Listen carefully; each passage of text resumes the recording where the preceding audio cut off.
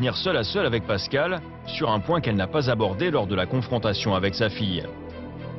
En effet, Vesna s'inquiète de l'attitude irresponsable de Fiona qui met trop souvent sa vie en danger, et notamment sur la route.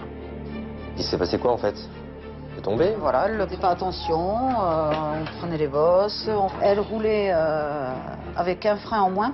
Elle roulait avec un frein en moins? Ouais, elle roulait avec le frein avant, pas le frein arrière. Ouais, donc vraiment aucune conscience de ce qui peut lui arriver, quoi. Mais Pascal n'est pas au bout de ses surprises. Il va apprendre que l'adolescente prend des risques inconsidérés. La dernière fois, elle m'a dit qu'il y a un copain qui l'a fait conduire. Un copain qui a quoi? Qui l'a fait conduire. Sans permis? Bien sûr. 16 ans et demi à conduire une voiture. Ah oui, il y a vraiment urgence alors. Effaré par ce qu'il vient d'entendre, le grand frère décide d'agir sans plus attendre. Fiona veut apprendre à conduire? Parfait, mais pas en se mettant en danger. Pascal tient à sensibiliser Fiona et organise une rencontre avec un professionnel de la route. Étant donné que j'ai vu ton scooter et que j'étais assez choqué, ça te fait rire? Moi ça me fait pas du tout rire. Je sais pas si tu as conscience en fait des dangers de la route. Ouais. Est-ce que tu te rends compte un peu de ce que tu peux risquer à prendre un scooter, faire n'importe quoi avec, ou alors... J'aime bien la vitesse. Et monter dans une voiture. Tu connais même pas les gens, tu montes dans des voitures, tu fais du stop. Tu sais pas si les gens ils sont alcoolisés ou si...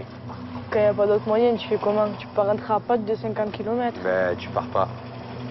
Genre dans la rue avec mon chien. Tu te mets en danger là. Fiona n'a pas l'air de réaliser les conséquences d'un tel comportement. C'est Cédric Delage, président de l'association Pilote, Police, Gendarmerie à Toulouse, qui va avoir la lourde tâche d'ouvrir les yeux à l'adolescente. Quand tu montes avec quelqu'un, il faut que tu te dises une chose qui est importante. C'est que tu donnes ta vie au conducteur. Est-ce que le conducteur, il a fumé des joints? Est-ce que le conducteur, il a bu de l'alcool? Ça, c'est les questions que tu dois te poser. Est-ce que je peux donner ma vie à ce mec-là, oui ou non? Hop, oui, tu montes. Non, tu montes pas. Parfois, il vaut mieux passer pour un baltringue. Et qu'on soit clair, moi, dans ma vie, je suis passé pour un con. Hein, je suis sorti en discothèque, un peu plus âgé que toi, etc. Puis j'avais mon pote qui m'a venu, qui était complètement bourré. Et j'ai senti ma vie pour être en danger. J'ai dit non, désolé, je monte pas avec toi. Ah ouais, c'est vrai que par rapport à tous mes potes, j'étais le loser, quoi. En attendant, j'ai passé des doigts de mes deux mains pour compter le nombre de potes que j'ai enterrés. Et pour illustrer ses propos, le policier tient maintenant à ce que Fiona fasse un petit exercice. Elle va devoir slalomer entre plusieurs plots, munie d'une paire de lunettes, simulant la vision d'une personne sous l'emprise de l'alcool. Ouais, mais c'est la galère déjà. Très bien, justement. Allez, on n'enlève pas les lunettes, on ne triche pas. Et avec les pieds, tu le remets à sa place. C'est trop la galère. Ouais.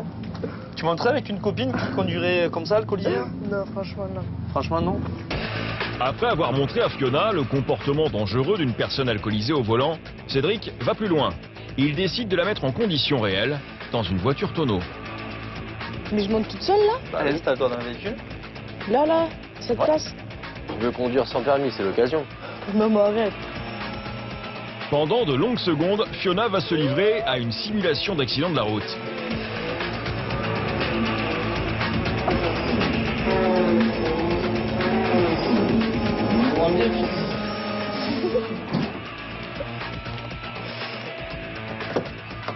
Ah, c'est pas bon là. Ça va, Fiona? Reste dans la voiture. Juste une petite question. À ton avis, tu as fait des tonneaux à quelle vitesse? 50? 50? Ouais. Alors accroche-toi bien, tu as fait des tonneaux aux alentours de 8 à 10 km/h. Mais Cédric ne s'arrête pas là. Sachant que Fiona ne met jamais sa ceinture, il lui réserve une dernière surprise. Non, tu mets pas ta ceinture. Mets pas ta ceinture.